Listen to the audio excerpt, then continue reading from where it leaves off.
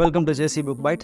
இன்னைக்கு புக் பைட்டில் a whack on the side of the head அந்த புக்கோட சம்மரி அண்ட் ரிவ்யூ பார்க்கணும். நம்மள நிறைய பேர் நம்மளால் க்ரியேட்டிவாக திங்க் பண்ண முடியல, இல்லை க்ரியேட்டிவாக ஒரு சொல்யூஷன் கொடுக்க முடியல, ஏதோ ஒரு பசிலோ இல்லை பிரைன் டேஸ்டர் கொஸ்டின்ஸ் பார்த்தோன்னா எப்படி மற்றவங்களாம் வந்து இதுக்கு க்ரியேட்டிவாக சொல்யூஷன் கொடுக்குறாங்க அப்படின்னு நம்ம யோசிச்சிருப்போம், இன்க்ளூடிங் மீ.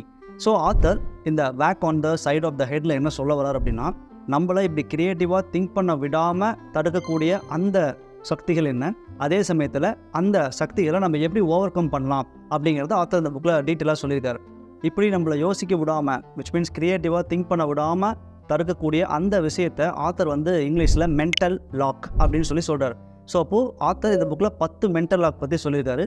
அந்த மென்டல் லாக்கை எப்படி ஓப்பன் பண்ணுறோங்கிற கீயும் ஆத்தர் வந்து அட்ரஸ் பண்ணியிருக்காரு. ஃபர்ஸ்ட் மென்டல் லாக் என்னென்னா த ரைட் ஆன்சர். இதை பற்றி நம்ம பேசுறதுக்கு முன்னாடி இந்த பிக்சரை நீங்கள் பாருங்கள். இந்த பிக்சரில் ஒரு 5 பிக்சர் ABCDEன்னு கொடுத்துருக்கோம். இதில் odd man out, which means எது வந்து தனித்துவமாக இருக்கோ அதை மட்டும் நீங்கள் ஆன்சர் பண்ணுங்கள். இந்த வீடியோ பாஸ் பண்ணிட்டு நீங்கள் ட்ரை பண்ணுங்கள், நம்ம டீட்டெயிலாக டிஸ்கஸ் பண்ணுங்கள். ஃபஸ்ட்டு ஆன்சர் ஏ சூஸ் பண்ணியிருந்தீங்கன்னா தட் இஸ் கரெக்ட். ஏன் அப்படின்னா மீதி எல்லா பிக்சர்லையுமே ஷார்ப் எட்ஜஸ், அந்த கார்னரில் பார்த்தீங்கன்னா ஒரு ஷார்ப் எட்ஜ் இருக்கும் 4 பிக்சர்லையுமே. ஆனால் ஃபஸ்ட்டு பிக்சர் ரவுண்டில் மட்டும் எந்த விதமான ஷார்ப்பான ஒரு கார்னருமே இருக்காது. So A is the correct answer அப்படின்னு சொல்லி நம்ம சொல்லுவோம். செகண்ட் பிக்சர் நீங்கள் சூஸ் பண்ணியிருந்தீங்கன்னா second picture is also correct. ஏன் அப்படின்னா செகண்ட் பிக்சர் அந்த ட்ரையாங்கிள் முக்கோணம் மட்டும் இருக்கு இல்லையா, அது ஒரே ஒரு பிக்சரில் மட்டும்தான் 3மே ஸ்ட்ரைட் லைனாக இருக்கும். மீதி இருக்கிற எல்லா பிக்சர்லையும் பார்த்தீங்கன்னா கொஞ்சம் கர்வ்டு சர்ஃபேஸ், விச் மீன்ஸ் வளைஞ்ச மாதிரி ஒரு கர்வான சர்ஃபேஸ் மீதி 4 பிக்சர்லையுமே இருக்கும். ஸோ நீங்கள் பி சூஸ் பண்ணியிருந்தீங்கன்னா பியும் கரெக்ட். அதே மாதிரி டி நீங்கள் எடுத்துக்கோங்களேன். டி பார்த்தீங்கன்னா டி இஸ் ஆல்சோ கரெக்ட். டியில் மட்டும்தான் ஒரே ஒரு ஸ்ட்ரைட் லைனும் இருக்கும், அது கூடவே சேர்ந்து கர்வ்டு சர்ஃபேஸும் இருக்கும். மீதி எல்லாத்துலேயுமே எய்தர் கர்வ்டாக இருக்கும் இல்லைன்னா வந்து ஸ்ட்ரைட் லைனாக இருக்கும். ஆனால் இந்த டி பிக்சர் செமி சர்க்கிள் இருக்கு இல்லையா, ஹாஃப் சர்க்கிள், அதில் மட்டும்தான் ஸ்ட்ரைட் லைனும் இருக்கும், ஹாஃப் சர்க்கிளும் இருக்கும். இதே மாதிரி CE எல்லாமே சரியான ஆன்சர். ஸோ ஆத்தர் என்ன சொல்ல வர்றாரு க்ரியேட்டிவான விஷயத்தை பொறுத்த வரைக்கும் அப்படின்னா, we should not look for the one correct answer, which means நம்ம எப்பவுமே ஒரு ஆன்சருக்கு இப்போ ரவுண்டு ஃபஸ்ட் ஆப்ஷன் ஏ நம்ம சொல்லிட்டோம், ஏ மட்டும்தான் சர்க்கிளாக இருக்குது, விச் மீன்ஸ் தட் அதில் மட்டும்தான் ஷார்ப் பேஜஸ் இல்லை, அதனால் அது வந்து ஆட் மேன் அவுட்டு இல்லைனா தனித்துவமான ஒரு டிஃப்ரென்ஸான ஒரு பொருள்னு சொல்லிடும். பட் ஆத்தர் இப்படி ஒரு ஆன்சர் மட்டும் நம்ம பார்த்துட்டோம் அப்படின்னா அதோட அது முடிஞ்சு போயிடும். செகண்ட் ஆன்சர் கரெக்டாக தப்பாக நம்ம செக் பண்ண மாட்டோம். விச் மீன்ஸ் தேர்டு ஃபோர்த்துன்னு சொல்லி நிறைய ஆன்சர்ஸ் ஒரே ப்ராப்ளத்துக்கு இருக்கக்கூடும். விச் மீன்ஸ் ஒரு ப்ராப்ளத்துக்கு ஒரு சொல்யூஷன் தான் இருக்குமா அப்படின்னா, க்ரியேட்டிவிட்டியை பொறுத்த வரைக்கும் நிறைய சொல்யூஷன்ஸ் இருக்கலாம். அப்போது always look for the second correct answer. அப்போ நம்ம எது வந்து தடுக்குது அப்படின்னா, ஒரு பொருளுக்கு ஒரு ரைட் ஆன்சர் கிடச்சிருச்சு அப்படின்னா அதோடு நம்ம ஸ்டாப் பண்ணிடுவோம். அது ஸ்டாப் பண்ணக்கூடாது. ஏன் அப்படின்னா அதே ப்ராப்ளத்துக்கு இன்னும் வேறு விதமான சொல்யூஷன்ஸும் அவைலபிளாக இருக்கலாம். So always look for the second correct answer. இரண்டாவது சரியான ஒரு ஆன்சரை தேர்ந்தெடுக்கணும். ஒரு டீச்சர் ஒரு ஸ்டூடெண்ட்ஸுக்கு ஒரு அசைன்மெண்ட் கொடுக்குறாங்க. அந்த அசைன்மெண்ட்டில் அவங்களுடைய நேச்சரை பற்றி வரைய சொல்கிறாங்க. எல்லோரும் வரைஞ்சிருக்காங்க. அதில் ஒரு பொண்ணு மட்டும் பார்த்தீங்கன்னா ஸ்கை வந்து ப்ளூவாக இல்லாமல் எல்லோ கலரில் வரைஞ்சிருக்காங்க. அதே மாதிரி மரமெல்லாம் பார்த்தீங்கன்னா க்ரீன் கலர் இல்லாமல் வேறு கலர் பெயிண்ட் பண்ணியிருக்காங்க. அதே மாதிரி சில கிராஸஸ்லாம் இருக்கு இல்லையா, அந்த கிராஸஸ்க்கெல்லாம் பார்த்தீங்கன்னா க்ரீன் கலராக இல்லாமல் ஒரு மாதிரி டிஃப்ரெண்ட் கலர் அடிச்சிருக்காங்க. ஸோ அந்த மிஸ் வந்து எல்லாத்துக்கும் தப்பு போட்டுருவாங்க. அந்த ஸ்டூடெண்ட் வந்து கேட்குறாங்க, ஏன் இன்றைக்கி தப்பு போட்டீங்க அப்படின்ட்டு. அதுக்கு அந்த மிஸ் சொல்கிறாங்க, இந்த மாதிரி நீங்கள் கலர் தப்பாக அடிச்சிருக்கீங்க, அதனால் நான் தப்பாக போட்டிருக்கேன் அப்படின்னு சொல்லும்போது அந்த பொண்ணு ரிப்ளை பண்ணுறாங்க. என்ன அப்படின்னா, மிஸ் நான் காலையில் எந்திரிச்சதும் சன்ரைஸை பார்க்கும்போது அங்கே இருக்கிற சன்ரைஸில் எல்லோ கலர் தான் இருந்துச்சு ஸ்கை, எனக்கு வந்து ஸ்கை எல்லோ கலர் தான் தெரிஞ்சுது, ப்ளூவாக தெரியல அப்படின்றாங்க. அதே மாதிரி என் வீட்டுக்கு பக்கத்தில் இருந்த மரங்களும் அதில் இருக்கக்கூடிய பூக்கள்லாம் பார்த்தீங்கன்னா எனக்கு க்ரீன் கலராக இல்லை, என் வீட்டு பக்கத்தில் இருந்த மரங்கள் வேறு கலரில் இருந்துச்சு, அதனால் நான் அதை பெயிண்ட் பண்ணியிருக்கேன். அதே மாதிரி புல்லுக்கும் பார்த்தீங்கன்னா நீங்கள் சொல்கிற கலரில் இருக்கிற புல்லை நான் பார்க்கல, அதனால் நான் பார்த்த கலர் தான் பெயிண்ட் பண்ணியிருக்கேன் அப்படின்னு சொல்லிச்சு. ஒரு க்ரியேட்டிவான விஷயத்தை வந்து கொண்டு வரும்போது நம்ம காமன் பேட்டர்ன், மரம்னா பச்சை கலரில் தான் அடிக்கணும், புல்லுனா இந்த கலரில் தான் இருக்கணும், ஸ்கைனா இந்த கலரில் தான் இருக்கணும்னு சொல்லி நம்ம ஒரு செட் ஆஃப் ரூல்ஸ் அந்த பேட்டர்னை ஃபாலோ பண்ணுறோம் அப்படின்னா க்ரியேட்டிவிட்டிக்கு இந்த பேட்டர்ன் ஃபாலோவிங் வந்து வராது. விச் மீன்ஸ் ஸ்கை அப்படின்றது 2-3 கலரில் கூட இருக்கலாம். ஏன்னா அவங்க பார்த்த ஸ்கையை அவங்க கலர் அடிச்சிருக்காங்க, அவங்க பார்த்த மரத்தை அவங்க வரைஞ்சிருக்காங்க. இது அவங்களுடைய க்ரியேட்டிவிட்டியும் அவங்க மைண்டில் ரெஜிஸ்டர் ஆன அந்த இமேஜினேஷன். அதை நம்ம ரெஸ்ட்ரிக்ட் பண்ணுறது. விச் மீன்ஸ் ஒரே ஒரு நேச்சருக்கு 2-3 டைப் ஆஃப் கலர் அடிக்கலாம். ஏன்னா அவங்க பார்க்குற விஷயம், அவங்க பார்த்த கலர்ஸ் வந்து அந்த மாதிரி இருக்குது அப்படின்றதுனால இந்த மாதிரி always look for the second option, second correct option அப்படின்னு நம்ம எக்ஸாக்டாக சொல்லிக்கலாம். அப்போ அந்த மாதிரி செகண்ட் கரெக்ட் ஆப்ஷன் பார்த்தோன்னா நமக்கு இந்த மாதிரி மென்டல் லாக், விச் மீன்ஸ் ஒரு பொருளுக்கு ஒரு கலர் தான் இருக்கணும், இதை தாண்டி நீங்கள் யோசிக்கவே கூடாது அப்படின்னு நம்ம ஸ்டாப் பண்ணுறோம் பார்த்தீங்களா, அந்த விஷயம் நம்மளுடைய க்ரியேட்டிவிட்டியை கம்மி பண்ணும். அதனால் ஆத்தர் என்ன சொல்கிறாருன்னா, த ரைட் ஆன்சர் அப்படின்ற மென்டல் லாக் என்ன பண்ணுன்னா, ஒரே ஒரு ஆன்சர் நம்ம கரெக்டு இல்லை இந்த பேட்டர்ன் தான் இந்த கலர் தான் நம்ம ஃபிக்ஸ் பண்ணிட்டோம்னா அதை தாண்டி நம்ம யோசிக்க மாட்டோம், விச் மீன்ஸ் கிரியேட்டிவான சொல்யூஷன்ஸ் கொடுக்க மாட்டோம். அதனால் always look for the second correct answer அப்படின்னு சொல்லி ஆத்தர் சொல்கிறார். செகண்ட் வந்து that is not logical, which means ஒரு விஷயம் லாஜிக்கலாக இல்லை அப்படின்னு சொல்லி நம்ம யோசிக்கிறது நம்மளை வந்து க்ரியேட்டிவிட்டிலேருந்து ஸ்டாப் பண்ணும். லாஜிக்காகவே இல்லைனாலும் அதை நாம் யோசிக்கணும் அப்படிங்கிறது ஆத்தர் சொல்கிறார். ஒரு எக்ஸாம்பிள், ஒரு காலத்தில் மனிதருக்கு வந்து விங்ஸ் பறவைகள் மாதிரி இல்லாதனால வானத்தில் பறக்க முடியாதுன்னு சொல்லி நிறைய பேர் நம்ம யோசிச்சிருக்கோம். பட் இப்போது ஹெலிகாப்டர் மூலியமும் ஏரோப்ளைன் மூலியமும் ராக்கெட்டு சேட்டலைட்னு சொல்லி பறவைகள் பறக்க முடியாத இடங்களை கூட நாம் பறந்துக்கிட்டு இருக்கோம். காரணம் என்னென்னா அந்த இமேஜினேஷன். நீங்கள் ஆரம்பத்தில் மனுஷனுக்கு வந்து விங்ஸ் இல்லை ஆனாலும் பறக்க வைக்க முடியும்னு சொல்ல சில சயின்டிஸ்ட் மட்டும்தான் இதை சாதிச்சு காட்டியிருக்காங்க. அதுக்கு ஒரு பெஸ்ட் எக்ஸாம்பிள் ரைட் சகோதரர்கள் நம்ம சொல்லலாம். ஸோ அந்த ரைட் சகோதரர்கள் என்ன பண்ணுறாங்கன்னா எத்தனை நெகட்டிவ் கமெண்ட்ஸ் வந்திருந்தாலும் பறவை மாதிரி மனிதனால் பறக்க முடியாதுன்னு கமெண்ட்ஸ் கொடுத்துருந்தாலும் அவங்க 2 பேரும் பறக்க வைக்க முடியும் அப்படின்னு சொல்லி அதை பண்ணாங்க பார்த்தீங்களா. அதனால தான் அவங்க பேர் வந்து இன்னும் ஹிஸ்ட்ரியில் இருக்குது. அவங்களோட இமேஜினேஷன் பவரும் வந்து இன்னும் நம்ம ஒரு எக்ஸாம்பிளாக கொடுத்துட்ருக்கோம். அப்போது இது வந்து லாஜிக்கலாக இல்லாமல் இருக்கலாம். அப்போது எப்போனா எந்த ஒரு விஷயமே கண்டுபிடிக்கிறதுக்கு முன்னாடி அது வந்து ஒரு லாஜிக்கலான விஷயமாகவே கிடையாது. பட் கண்டுபிடிச்சதுக்கப்புறம் அதுதான் மிகப்பெரிய ஒரு லாஜிக்கான விஷயமா இருக்கும். ஸோ ஆத்தர் என்ன பண்ணுறான்னா இட் இஸ் நாட் லாஜிக்கல், அதாவது ஒரு விஷயம் பண்ணுறதுக்கு முன்னாடியே இது வந்து லாஜிக்கலாக சாத்தியம் இல்லைன்னு யோசித்தோன்னா க்ரியேட்டிவான சொல்யூஷன்ஸ் கொடுக்க முடியாது அப்படின்னு சொல்லி சொல்கிறார். ஒரு எக்ஸாம்பிள், இப்போ நீங்கள் இந்த பிக்சர் பாருங்கள், ரோமன் லெட்டரில் நம்ம 7 எழுதியிருக்கோம். இதில் ஒரே ஒரு கோடு போட்டு இதை 8ஆக மாற்றுங்க அப்படின்னு சொன்னால் என்ன பண்ணுவோம்னா VII இன்னொரு I கோடு போட்டோம்னா 8ன்னு வந்துடும். அதுவே இப்போ நான் 9IX எழுதுகிறேன். இந்த 9ஐ நீங்கள் ஒரே ஒரு கோடு போட்டு 6ஆக மாற்றுங்க அப்படின்னா எப்படி மாற்றுவீங்க? ஒரு எக்ஸாம்பிள், இதை 2ஆக கட் பண்ணணும் அப்படின்னா கட் பண்ணி திருப்பணும் அப்படின்னா மேலே Vயும் Iயும் தலைகளை வச்சு பார்த்தீங்கன்னா 6ன்னு வந்துடும். அதே இன்னொரு ஆப்ஷன் பாருங்கள், முன்னாடி நான் S போடுறேன், IXக்கு முன்னாடி S போட்டேன் அப்படின்னா SIX 6ன்னு ஆயிடும். ஸோ நம்ம கேட்கலாம், நீங்கள் ஒரே ஒரு கோடு தானே போட சொன்னீங்க, எப்படி S போடுவீங்க அப்படின்னா எஸ்ஸும் ஒரு கோடு தான், அந்த கோடு வளைஞ்சிருக்குது, வேறு ஒன்றும் கிடையாது. ஸோ இதுதான் வந்து ஆத்தர் மீன் பண்ணுறாரு. எஸ்ன்றது லாஜிக்கலாக நீங்கள் பார்த்தீங்க அப்படின்னா 7 to 8 கன்வெர்ட் பண்ணும்போது ஒரே ஒரு கோடு போட்டோம், அது 8ன்னு மாறிச்சு. பட் 9 to 6 மாற்றும் போது இந்த இடத்துல நான் லாஜிக்கில் பார்க்கல, க்ரியேட்டிவான ஒரு விஷயம் தான் பார்க்குறேன். ஏன்னா இதுவும் கரெக்ட் தான், ஒரே ஒரு கோடு போட சொன்னோம், பட் எஸ்ன்ற கோடு வளைஞ்சு நான் போட்டிருக்கேன். அப்போது SIXம் 6 தான். இதே மாதிரி IX இருக்கு இல்லையா 9, இதுக்கு பக்கத்தில் 6 நீங்கள் போட்டிங்கனாலும் 1 into 6 = 6ன்னு வந்துடும். ஸோ லாஜிக்கலாக நீங்கள் பார்த்தீங்க அப்படின்னா இதெல்லாம் சாத்தியமா, லாஜிக்கலாக இது செட் ஆகலைன்னு நம்ம பதில் சொல்லலாம். பட் லாஜிக்கலாக நம்ம ஃபஸ்ட்டே யோசிக்க ஆரம்பித்தோம் அப்படின்னா க்ரியேட்டிவான சொல்யூஷன்ஸ் வந்து நமக்கு கிடைக்காது அப்படின்னு சொல்லி ஆத்தர் சொல்கிறார். 3வது mental lock, follow the rules. Rules அப்படின்றது ஒரு பேட்டர்னை ஃபாலோ பண்ணும். இப்போ ரூல்ஸ் இல்லை அப்படின்னா நம்மளால் இந்த உலகத்தில் சர்வை பண்ண முடியாது. ஃபார் எக்ஸாம்பிள், டிராஃபிக்கில் போகிறோம், டிராஃபிக் ரூல்ஸே இல்லை, லைட்டே இல்லை அப்படின்னா ஆளாளுக்கு அவங்கவுங்க இஷ்டத்துக்கு வண்டியை ஓட்டுவோம், அது நமக்கு ரொம்ப டிஸ்டர்ப்டாக இருக்கும், நம்ம நினச்ச விஷயத்தை கரெக்டாக பண்ண முடியாது. அப்போ ரூல்ஸ் படி ஃபாலோ பண்ணோம்னா தான் நம்ம வந்து கரெக்டாக சர்வை பண்ண முடியும் இந்த சொசைட்டியில். பட் க்ரியேட்டிவான விஷயங்களுக்கு ரூல்ஸை பிரேக் பண்ணுங்கள், ரூல்ஸை சேலஞ்ச் பண்ணுங்கள் அப்படின்னு சொல்லி ஆத்தர் சொல்கிறார். ஒரு எக்ஸாம்பிள், கிரிக்கெட் வந்து ஒரு காலத்தில் 7 நாள்லேருந்து 10 நாள் விளையாண்ட டெஸ்ட் மேட்சாக தான் வச்சுருந்தோம். அதுக்குன்னு ஒரு தனி செட் ஆஃப் ரூல்ஸ் இருந்துச்சு. அது 7 நாள் 10 நாள் உட்காந்து யார் மேட்ச் பார்ப்பா அப்படின்னு சொல்லி யோசித்தவங்க தான், விச் மீன்ஸ் அந்த டெஸ்ட் கிரிக்கெட்டை சேலஞ்ச் பண்ணவங்க தான் 50-50 ஒரு 1 டே மேட்ச் கொண்டு வந்தாங்க. அதுவும் ரொம்ப வருஷம் கழிச்சு 2020 மாற்றினாங்க. 2020 இப்போ 10 ஓவர் கேம்ஸ் எல்லாமே வந்துருச்சு. காரணம் என்ன அப்படின்னா அவங்க அந்த கன்வென்ஷனலாக ஃபாலோ பண்ணிகிட்டு இருக்க அந்த ரூல்ஸை சேலஞ்ச் பண்ணதுனால தான் இந்த மாதிரி புதுசான விஷயம் வந்துச்சு. It is not applicable only to the கிரிக்கெட்டுக்கு மட்டும் கிடையாது, எல்லா கேம்ஸ்லையுமே நீங்கள் எடுத்துக்கிட்டிங்கன்னா புதுசாக ரூல்ஸும் புதுசான க்ரியேட்டிவான விஷயங்களும் அந்த ரூல்ஸ் ஏன் இப்படி தான் இருக்கணுமா அப்படின்னு சேலஞ்ச் பண்ணுறாங்க பார்த்தீங்களா, அவங்களால தான் முக்கியமாக இந்த மாதிரி மாற்றங்களும் க்ரியேட்டிவான விஷயங்களும் வந்துச்சு. இப்போ 2020 வந்ததுக்கப்புறம் அதை சுற்றி இருக்கிற பிஸ்னஸ் எவ்வளோ பெருசாக வளர்ந்துருக்குது அப்படின்றது நம்ம எல்லாத்துக்குமே கண்கூட பார்க்குற ஒரு விஷயம். காரணம் என்னென்னா challenging the rules, which means க்ரியேட்டிவான விஷயத்தை பொறுத்த வரையிலும் நம்ம ஒரு செட் ஆஃப் ரூல்ஸ் படியே தான் போகணும், இல்லைனா இந்த பேட்டர்னை அப்படியே ஃபாலோ பண்ணணும் அப்படின்னு யோசித்தோம்னா க்ரியேட்டிவ் சொல்யூஷன்ஸ் வராது அப்படின்னு சொல்லி ஆத்தர் சொல்கிறார். இப்போ ட்ரெஸ்ஸுன்னு எடுத்துட்டோன்னா அந்த காலத்தில் நம்ம வேஷ்டி சட்டை இல்லை அப்படின்னா சாரீ மட்டும்தான் கட்டிகிட்டு இருந்தோம். இப்போ வேஷ்டி சட்டிலேருந்து பேண்ட்டு, ஷர்ட்டு, கோட்டு, சூட்டு, ஜீன்ஸு, டிஷர்ட்டு, இதில் எத்தனை டைப் ஆஃப் டிஷர்ட்ஸ், எத்தனை டைப் ஆஃப் பேண்ட்ஸ் வந்திருக்கு. அதே மாதிரி பொண்ணுங்களுக்கு எடுத்துட்டோன்னா சுடிதாரு, மிடி, நைட்டி, இது எல்லாமே ஏன் பெண்கள் சாரீ இவங்ககிட்ட தான் கட்டணுமா, ஆண்கள் இதே மாதிரி தான் ட்ரெஸ் போட்டுருக்கணுமான்னு சேலஞ்ச் பண்ணுறாங்க பார்த்தீங்களா.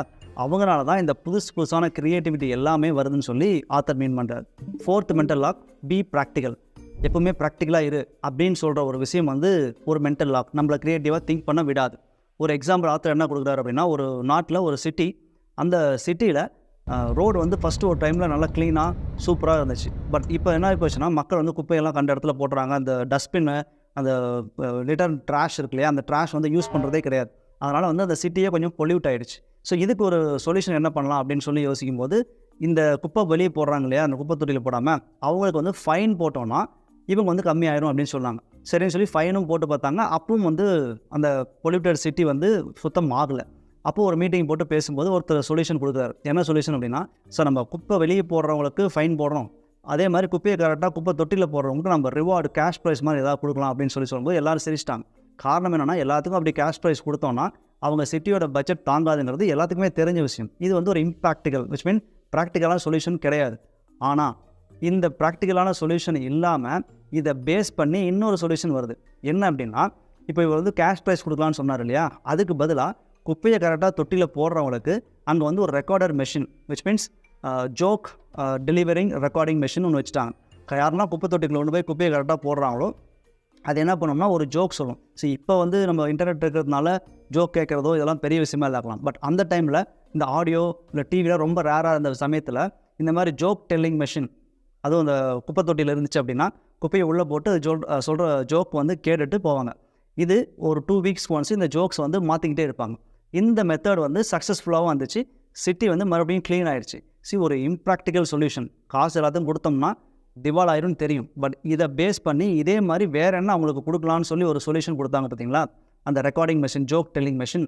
இதுதான் இந்த ஸ்டெப்பிங் ஸ்டோன். ஆத்தர் வந்து டெக்னிக்கலாக இது வந்து ஒரு ஸ்டெப்பிங் ஸ்டோன் அப்படின்னு சொல்கிறார். ஸ்டெப்பிங் ஸ்டோன்னா என்னென்னா, ஒரு விஷயத்துலேருந்து அடுத்த விஷயம் வர்றது.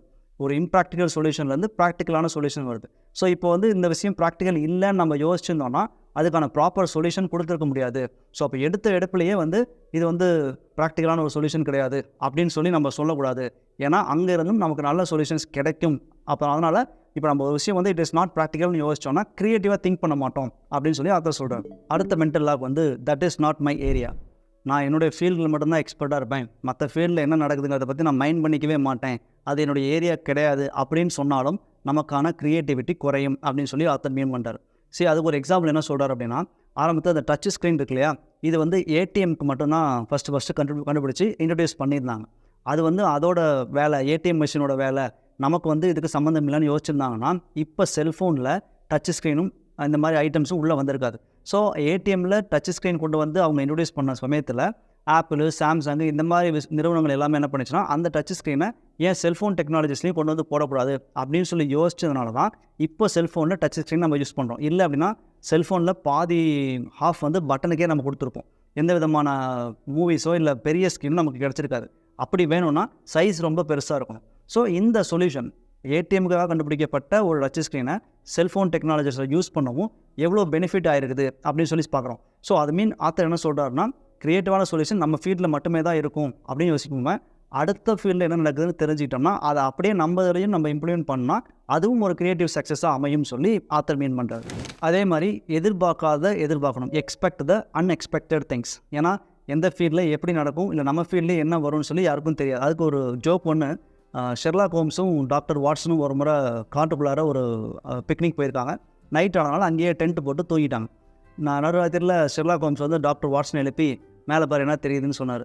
அதுக்கு அந்த டாக்டர் மேலே பார்த்துட்டு நிறைய இந்த ஸ்கையில் பியூட்டிஃபுல்லான ஸ்டார்ஸ் இருக்குது, பார்க்குறதுக்கே எவ்வளோ சூப்பராக இருக்குது, நீ அதானே பார்க்குற அப்படின்னு சொல்லி டாக்டர் அந்த ஷெர்லாக் ஹோம் கேட்கும்போது, அட முட்டாள், நம்ம டென்ட்டை எவ்வளோ தூக்கிட்டு போயிட்டான் பாடுறா அப்படின்னு சொன்னோடனே தான் அவர் நோட் பண்ணுறாரு, டென்ட்டை காணோம், அதனால தான் நம்ம மேலே இருக்கிற ஸ்கைலையும் அந்த ஸ்டார்ஸையும் பார்க்க முடிஞ்சுது அப்படின்னு சொல்கிறார். So expect the unexpected things, which means author என்ன சொல்கிறாருன்னா, மோஸ்ட் இம்பார்ட்டன்ட் திங்ஸ் எல்லாமே நம்ம கண்ணுக்கு தெரிகிற மாதிரியே இருக்கணும்னு அவசியம் இல்லை, தெரியாமலும் இருக்கலாம். அதனால் அந்த மாதிரி விஷயங்கள் நடக்கும்போது அதை எதிர்பார்த்தோம்னாலும் நமக்கு க்ரியேட்டிவான ஐடியாஸ் வரும்னு சொல்லி இந்த ஜோக் மூலிமா ஆத்தர் சொல்கிறார். அடுத்த mental lock, don't be foolish, முட்டாளாக இருக்காதே அப்படின்னு சொல்கிறார். முட்டாளாக இருக்காமல் இருந்தோம் அப்படின்னா க்ரியேட்டிவிட்டி குறையும்னு ஆத்தர் சொல்கிறார். நம்ம இந்த தனி ஒருவன் படத்தில் அரவிந்த் சாமி அவங்க அப்பாட்ட பேசும்போது, உங்ககிட்ட பேசும்போது தான்ப்பா எனக்கு நிறைய கிளாரிட்டியே கிடைக்குது அப்படின்னு சொல்கிறார். அந்த படத்தை பொறுத்தவரையிலும் அரவிந்த் சாமி நல்லா அறிவாளியாகவும் உங்கள் அப்பா கொஞ்சம் முட்டாளாகவும் வச்சுருப்பாங்க இல்லையா, அந்த கான்செப்ட் தான் ஆத்தருமே சொல்கிறார். அப்போ நம்மக்கிட்ட நம்மளை அறிவாளின்னு நினச்சிக்கிட்டோன்னா பக்கத்தில் முட்டாள்கள் யாரும் இல்லைன்னா நம்மளே முட்டாளாகவும் நடந்துக்கலாம்.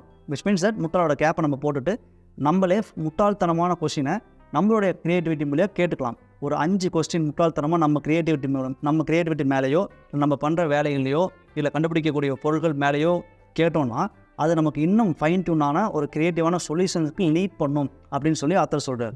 அடுத்த mental lock avoid ambiguity, which means that பல பொருள் படுற மாதிரியான விஷயங்கள் இருக்கக்கூடாதுன்னு சொல்லி நம்ம சொல்லுவாங்க. பட் அதுவும் ஒரு மென்டல் லாக். இப்போ ஃபார் எக்ஸாம்பிள் ஒரு பிரெயின் டீசர் எடுத்துக்கிட்டோம் அப்படின்னா அந்த பிரெயின் டீசரில் தெளிவாகவே ஒரு கேள்வியும் இருக்காது, பதிலும் இருக்காது. தெளிவாக இல்லைனா தான் நம்ம நிறைய ஆன்சர்ஸ் கொடுக்க ட்ரை பண்ணணும். இப்போ ஒரு எக்ஸாம்பிளுக்கு இப்போ வாட் இஸ் half of 8 அப்படின்னா நம்ம 4 அப்படின்னு சொல்லுவோம். பட் அதுவே அந்த 8ல் half of 8 அப்படின்னா 0ன்னு ஒரு ஆன்சர் சொல்லலாம். அதே 8ஐ வெர்டிக்கலாக கட் பண்ணோன்னா 3யும் வரும், இ அப்படின்ற ஒரு லெட்டரும் வரும். நம்ம கிளியராக ஒரு கொஷினை கேட்கலினா நிறைய க்ரியேட்டிவான சொல்யூஷன்ஸ் வரும். இதுதான் அந்த பிரெயின் டீசரில் அவங்க பாட்டு ஏதோ ஒரு வேர்டு கொடுத்துருவாங்க. அதுக்கு நம்ம இப்படி இருக்குமா, அப்படி இருக்குமா, அப்படி இருக்குமா, இப்படி இருக்குமா நிறைய ட்ரை பண்ணிகிட்டே இருக்கும் பார்த்தீங்களா. இதுதான் க்ரியேட்டிவான சொல்யூஷன்ஸை கொடுக்கும். விச் மீன்ஸ் கிளாரிட்டி இல்லாத ஒரு விஷயமும் அந்த கேள்வியும் அணுகுமுறையும் தான் நமக்கு நிறைய க்ரியேட்டிவான சொல்யூஷன்ஸை வந்து கொடுக்கும்னு சொல்லி ஆத்தர் சொல்கிறார். அப்போது அவாய்ட் ஆம்பிகுட்டிங்கிறது விச் மீன்ஸ் எல்லா விஷயத்துலையுமே கிளியராக இருக்கணும், கிளியராக கொஸ்டின் இருக்கணும் அப்படின்னு சொல்லி நம்ம எதிர்பார்க்குறதும் க்ரியேட்டிவான விஷயங்களுக்கு வந்து ஒரு தடையாக இருக்கும் அப்படின்னு சொல்லி ஆத்தர் சொல்கிறார். அடுத்த mental lock to make mistake is wrong, அதாவது மிஸ்டேக் பண்ணுறதுங்கிறது ஒரு தப்பான விஷயம் அப்படின்னு சொல்கிறதும் ஒரு மென்டல் லாக். நம்மளை க்ரியேட்டிவாக திங்க் பண்ண விடாது. ஏன்னா தாமஸ் ஆல்வா எடிசன் பல்பை கண்டுபிடிக்கும் போது நம்ம அந்த ஸ்டோரி கேள்விப்பட்டிருப்போம். 1000 முறை அந்த பல்போட இலையை மாற்றி கடைசியாக 1000வது முறையில் தான் அவர் வந்து அந்த எந்த பல்புக்கு எந்த இலையை போட்டால் கரெக்டாக லைட் எரியும்னு சொல்லி கண்டுபிடிச்சார். அப்போ மிஸ்டேக்ஸ் நடக்குதுன்னு சொல்லி நம்ம ஃபீல் பண்ணிட்டோன்னா க்ரியேட்டிவான சொல்யூஷன்ஸ் வந்து நமக்கு கிடைக்காதுன்னு சொல்லி ஆத்தர் மீன் பண்ணுறார். கடைசி point I am not creative. இந்த ஐ எம் நாட் க்ரியேட்டிவ்க்கு வந்து நாம் க்ரியேட்டிவாக இல்லைன்னு நினச்சிக்கிறோம் பார்த்தீங்களா, அதுவும் ஒரு மென்டல் லாக். அதுக்கு ஒரு ஸ்டோரி, ஒரு கம்பெனியில் ஒரு சர்வே, ஒரு ஸ்டடி பண்ணுறாங்க. என்ன அப்படின்னா நிறைய பேர் வந்து க்ரியேட்டிவான சொல்யூஷன்ஸ் கொடுக்குறாங்க, கொஞ்சம் பேர் க்ரியேட்டிவான சொல்யூஷன்ஸ் கொடுக்குறதில்ல. ஸோ இதை நீங்கள் டெஸ்ட் பண்ணி எங்களுக்கு ரிசல்ட் கொடுங்கன்னு சொல்லி ஒரு கம்பெனி ஒரு டீம் அப்ரோச் பண்ணி கேட்டுருக்காங்க. அவங்க என்ன பண்ணுறாங்கன்னா இவங்களோட ஸ்டார்டிங் டே 1 ஐ மீன் பர்த் டேட்லேருந்து இப்போ வரையில் அவங்களோட விஷயங்கள் எல்லாத்தையும் நோட் பண்ணி நிறைய கொஸ்டின்ஸ் கேட்டு ஆயிரக்கணக்கான கொஸ்டின்ஸ் அண்ட் ஆன்சர்ஸ் எல்லாம் வாங்கிட்டு ஃபைனலாக அவங்க வந்து கன்க்ளூஷனில் மீட்டிங்கில் சொன்ன விஷயம் என்ன அப்படின்னா, க்ரியேட்டிவாக திங்க் பண்ணுறாங்க இல்லையா, அவங்களுக்கும் க்ரியேட்டிவாக திங்க் பண்ண மாட்டோம் அப்படின்னு சொல்கிறாங்க இல்லையா, அவங்களுக்கும் என்ன டிஃப்ரென்ஸ் அப்படின்னா, க்ரியேட்டிவாக திங்க் பண்ணுறவங்க வி ஆர் க்ரியேட்டிவ்னு நினச்சிருக்காங்க. க்ரியேட்டிவாக திங்க் பண்ணாதவங்க நாங்கள் க்ரியேட்டிவான ஆட்கள் இல்லைன்னு சொல்லி அவங்க மனசில் இருக்குது. இதுதான் ஒரே ஒரு ப்ராப்ளம், இவங்க க்ரியேட்டிவாக இல்லாததுக்கும் இவங்க க்ரியேட்டிவாக இருக்கிறதுக்கும் அப்படின்னு சொல்லி ஆத்தர் மீன் பண்ணுறாரு. இந்த புக்கில் இந்த மென்டல் லாக்ஸ் இது எல்லாமே சொன்னோம் இல்லையா, ப்ராக்டிக்கலாக ரூல்ஸை ஃபாலோ பண்ணு, செட் ஆஃப் பேட்டர்னில் இருக்கணும், இல்லைனா வந்து ஒரே ஒரு ரைட் ஆன்சர் தான் ஒரு ப்ராப்ளத்துக்கு இருக்கணும். இந்த மாதிரியான விஷயங்கள் எல்லாமே நம்மளை க்ரியேட்டிவாக திங்க் பண்ண விடாமல் ஹோல்ட் பண்ணி வைக்கும்னு சொல்லி ஆத்தர் மீன் பண்ணுறார். அப்போ இது எல்லாத்தையும் நம்ம ஓவர் கம் பண்ணோம்னா நீங்களும் க்ரியேட்டிவாக திங்க் பண்ணலாம், நானும் க்ரியேட்டிவாக திங்க் பண்ணலாம், க்ரியேட்டிவான சொல்யூஷன்ஸும் கொடுக்க முடியும்னு சொல்லி ஆத்தர் வந்து இந்த புக்கில் அழகாக சொல்லியிருக்காரு.